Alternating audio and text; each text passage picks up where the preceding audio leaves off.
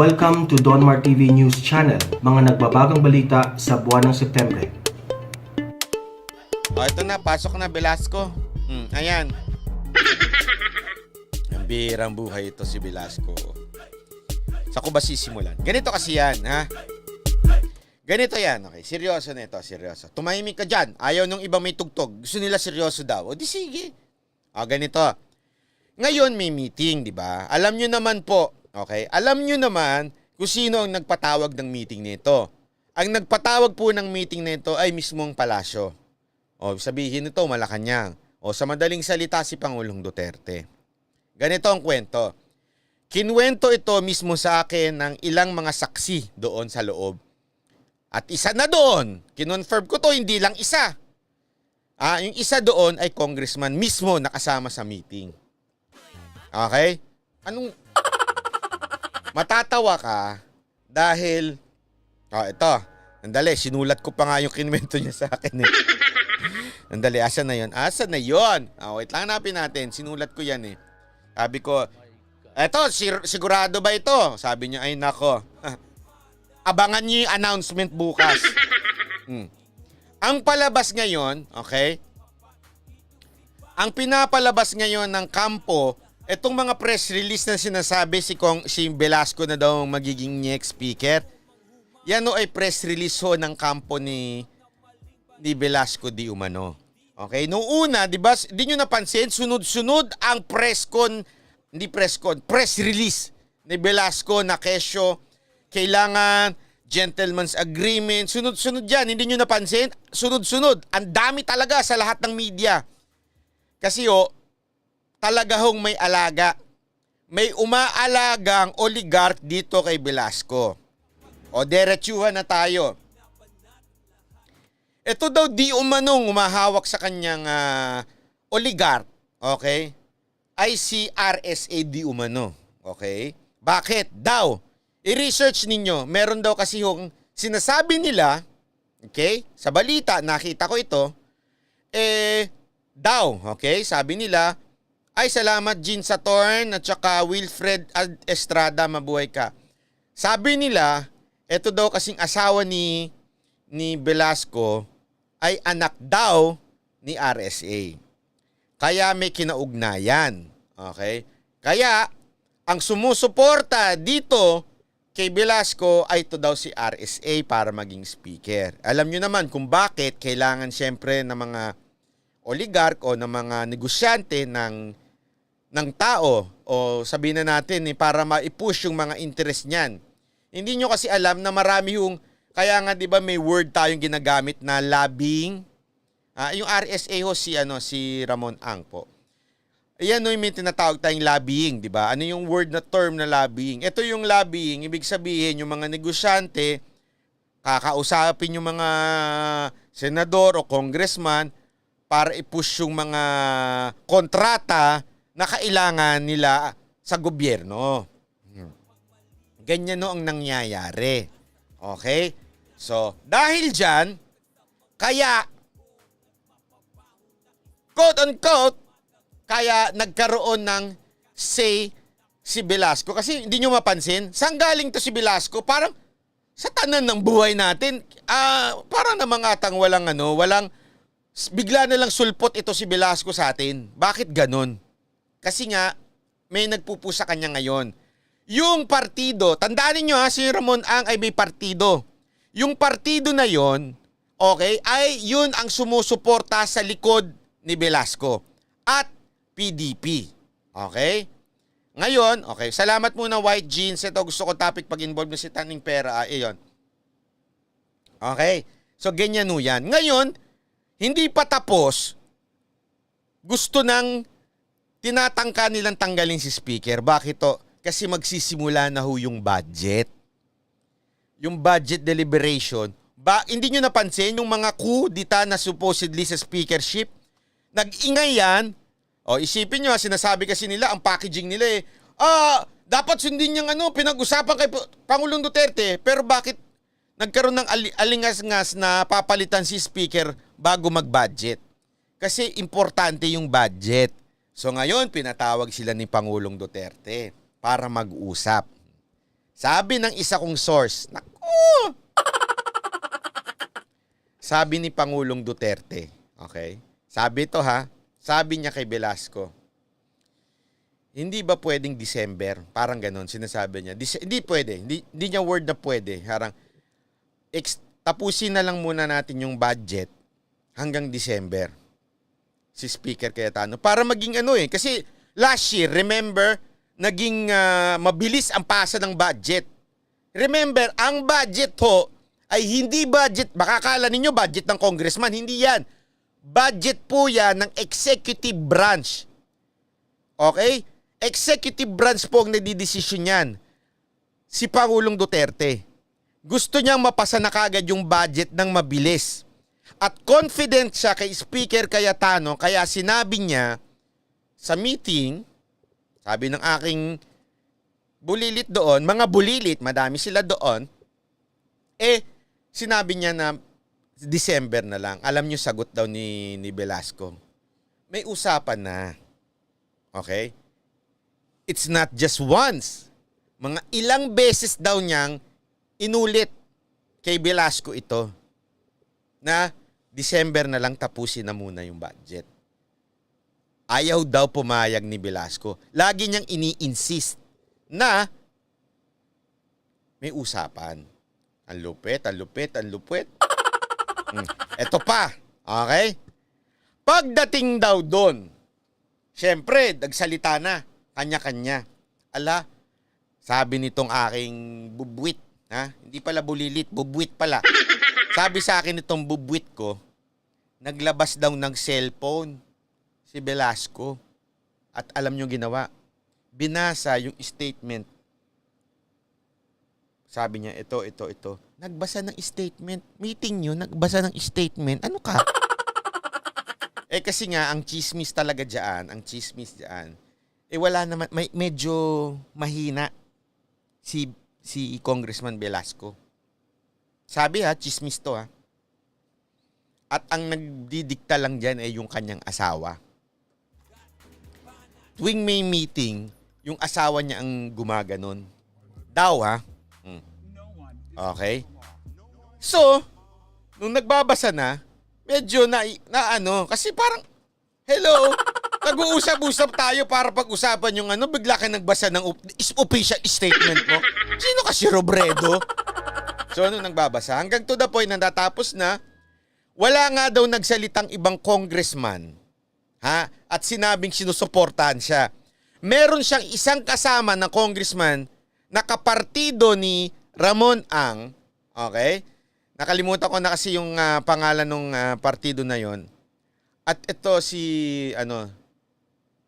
sabi nung isa lang ang sinabi niya, hindi niya pinagtanggol si Velasco. Ang sinabi lang niya, sana sa paggawa ng trabaho ni Cayetano itong mga nakaraan, hindi lang ang credit kay Cayetano, kami ring partido. So yun lang ang hirit. In other words, yung mismong kasama niya, hindi siya pinagtanggol. Ito binanggit din sa news ang mga kasama ni Velasco. Okay? Sino ba ito? Sila, pangalan nito, Pimentel, which is spokesperson ng PDP. Si Johnny Pimentel. Itong Johnny Pimentel na ito, pumirma na ito ng manifesto na sinusuporta niya si Cayetano. Kaya nga daw, nagtataka siya bakit siya kasama doon sa meeting. Suportado niya si Speaker Cayetano. May pirma na siya, nasa balita yan. I-research nyo, kahapon yan, lumabas.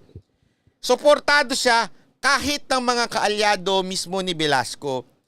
Kaya pumunta daw doon, hindi sumipot yung mga kaalyado ni Velasco. Dahil alam naman nila na walang suporta sa kahit sinong congressman itong Velasco. Ang sumusuporta, alam nyo kung sino? Matatawa kayo. Isang sumusuporta dyan ay si Sharon Garin. Sino ito? Kapatid ito nung Garin. Kaya nga ako, nagtataka ako sabi ko akala ko ba may isang vlogger dyan na nagsabi siya, naalala ko to naalala nyo to. Sabi niya, susuportahan ko ang senador na ipaglalaban ng dengbak siya. O, sino yon? Lahat ng kahit sino kang senador kang tumatakbo ka, susuportahan kita basta ipaglaban mo yung mga biktima ng Deng Baksya. O. Tapos ngayon, isipin nyo tapos ngayon, ang isang supporter nitong Velasco na ito ay kapatid ni Garin. Ni Janet Garin. Isipin nyo So, sa Deng Baksya yun, di ba? Pero bakit biglang bumaluktot itong si vlogger? Sabi ko sa'yo, ang prinsipyo pwedeng pabaluktutin ng kahit na basta merong... no comment. Sandali lang, may nagte-text na. Huwag ka masyadong maingay. O yan, tinetext na tayo ng mga congressman. Hoy, wag mong pasabihin yung pangalan ko, sabi sa akin. Relax ka lang, hindi ko sasabihin. Kinakabahan na. Huwag ka mag-alala, hindi ko sasabihin. Promise, I love you. Thank you very much sa information mo, okay? Tapos, pagdating pa, ini-insist ni Velasco na September 30. Hindi nyo napansin? It's all over the news since kaninang 24 oras pinalalabas niya September 30. Okay? September 30 magpapalit na. First, kasinungalingan at fake news. Bakit biglang naging October 14? Alam nyo kung bakit? Pumasok kasi daw siya ini-insist niya September 30 kay presidente. Alam mo sabi ni presidente sa kanya? Hindi September 30 ang usapan, October 14. Kulang na nga lang daw ito mga congressman na kausap ko malaglag sa upuan Bakit? Tablado daw talaga si Velasco Okay? Pero ano sabi? Okay? Ano sabi? Hindi niya. Ako nga Sige, sabihin nyo sinungaling ako. 'Di ba? Yung mga araw na mga nakaraang araw pinalalabas ni Velasco September 30 magpapalit. Bakit na bago kanina biglang October 14? Kasi si presidente mismo nagsabi, hindi naman September 30, October 14. Napakasungaling talaga nito. Labas mag-fake news Tapos, anong napag-usapan kanina? So, ayaw daw pumayag ni Velasco, okay? So, ayaw pumayag ni Velasco na, hindi naman sa ayaw pumayag, parang ini-insist niya na, inuulit-ulit daw niya na merong usapan daw Ito sabi, may usapan daw na, okay, ganito. Okay, di sabi ni presidente, okay. If that's your, parang kung ganito na lang. Let's stick to the kung ano yung pinag-usapan. So sabi naman ni speaker, wala naman siyang planong hindi bumaba. Talagang plano niyang bumaba. Talagang bababa siya bilang speaker kasi yun na napag-usapan. Alam niyo po, kilala ko si Speaker Cayetano ever since doon pa lang. Sinasabi niya, I will follow what the President will say. Dahil napagkasunduan namin, bababa ako. So, bababa siya bilang speaker. Sa October, wait lang. Okay? October 14. So, ang palitan na, wait lang. Ayan. So, October 14 po siya bababa. Okay? Pero, ang sabi ni Presidente mismo, si Presidente mismo nagsabi, magbobotohan ng Congress.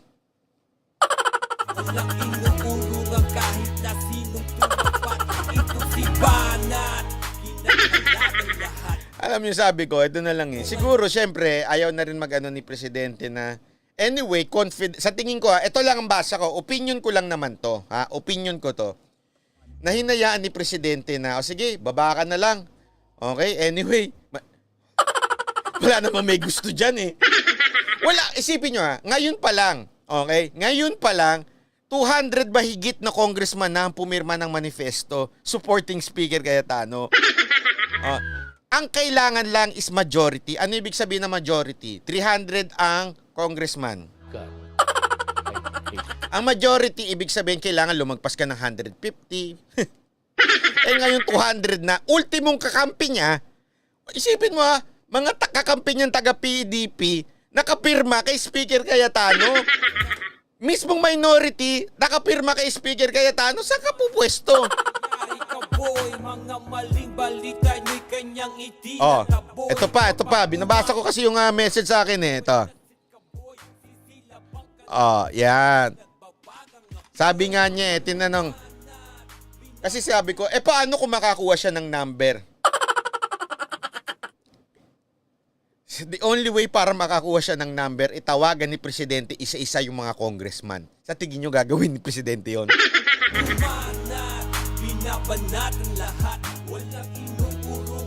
Okay? Pati si Marcoleta nagsalita sa meeting kanina. At sinuportahan si Speaker Cayetano. Si Rani Abu, sa pang-congressman yan, maiyak-iyak sa harapan ni Presidente at sinasabi niya ang ganda ng performance ng Congress ngayon. Ayun, ang tumayo lang para magsalita kay Velasco ay si Congressman Duavit. Ay, kumpleto ng detalye ito Itong Congressman Duavit na ito, siya yung nagsabi na hindi lang naman si Speaker kaya maganda ang Congress ngayon dahil sa partido, sa lahat ng partidong nakikooperate. Wala siya sinabing, I support Congressman Velasco. Walang ganon. Kaya yung mga nagbabalita dyan ng kung ano-ano, sabi ko sa inyo, eto bukas, makinig kayo sa press briefing ni Spokes Roque. Tatanong sa kanya yan So sinabi ba ni Presidente na next speaker na si Velasco? Tingnan mo. Ang sagot ni Spokes, pinangunahan. Wait lang. Spokes, hindi kita pinangungunahan Pero ang sagot ni Spokes, ito for sure. Tulad na sinabi ni Presidente noon, merong pinag-usapan, ngunit pinauubaya niya ang botohan sa mga congressman. Walang nagbago sa sinabi niya. Kaya yung mga lumalabas na news ngayon, press release yan ng kampo ni Velasco. Pinangungunahan nila para minamind, siniset nila yung mind ng mga congressman. Ay, si Velasco ang pinili ni Presidente. Naalala ninyo noong bago, nung tatalo si Speaker at saka si Speaker Cayetano at saka si Velasco noon? Diba dapat uupo na si Velasco noon? Bakit nakaupo si Cayetano? Dahil ginusto ng ating Pangulo. But this time, ang sagot lang ni Pangulo, hayaan natin ng mga congressman bumoto. Pero dahil ang pangako ay bababa to si Speaker Cayetano, bababa si Speaker Cayetano. Exciting to. Kaya nga ako tuwan-tuwa Exciting to October 14. Ngayon, so ibig sabihin ba 100% panalo na ito si Speaker Cayetano? Hindi. Hindi yan ang sinasabi ko. Ang sinasabi ko, fake news yung pinalalabas ngayon ng kampo niya na siya na ang speaker na susunod. May pinalalabas nga ngayon isang vlogger niya, sinasabi siya na daw ang speaker. Manood na lang kayo ng mga susunod na balita. Masasabi ko sa inyo, mapapatunayan yung tama yung sinasabi ko at itong isang vlogger na to, fake news ang pinalalabas. Mismong Malacanang magsasabi na papaubaya ng Pangulo ang botohan sa mga kongresista. Bakit? Kayo. Ito na lang Maraming against sa atin. Sabihin natin, kasi yan si Cayetano, balimbing niya. Wala akong problema dyan.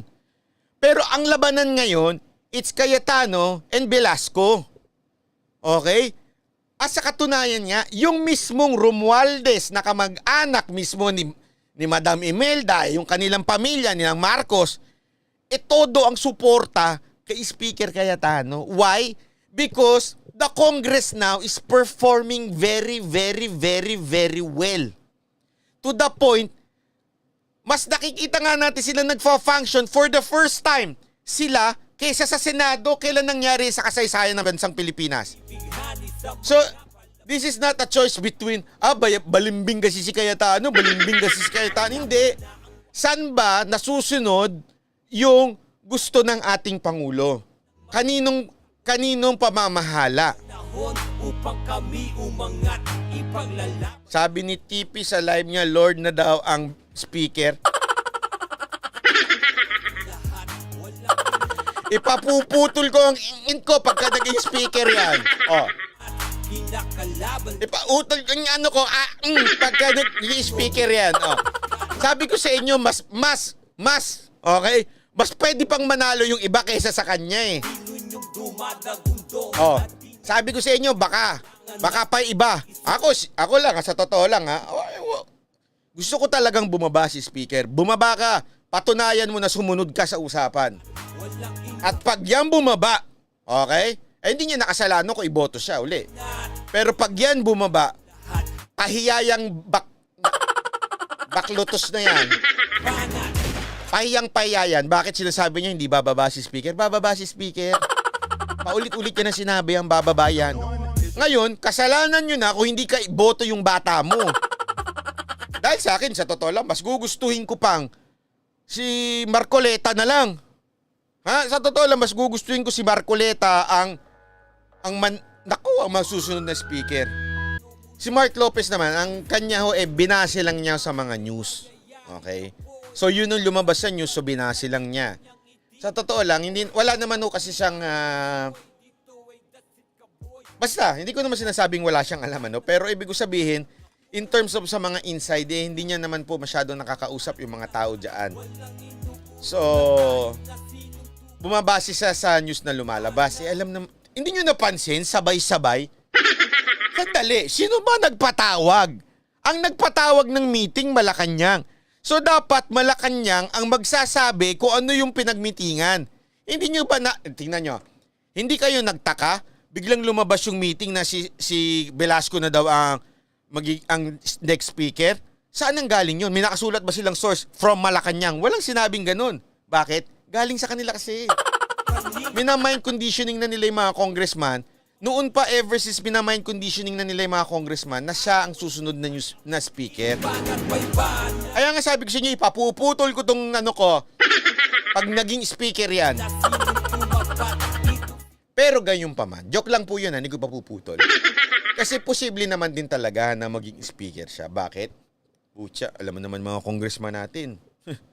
'Di ba? Alam naman natin ibang congressman natin talagang pag bumaha ang pera, baha ang pera. Ang tindi ng backer niyan si Velasco. Malupit ang backer niyan, ha. Isa sa pinakamayamang negosyante sa Pilipinas. Kaya posible talaga na gamitin ng lahat para maging speaker siya. Siyempre, investment. Diba, mga negosyante, investor yan. Magaling yan sa business, mag-invest. O tapos, pwedeng manalo. Posible. Okay, posible.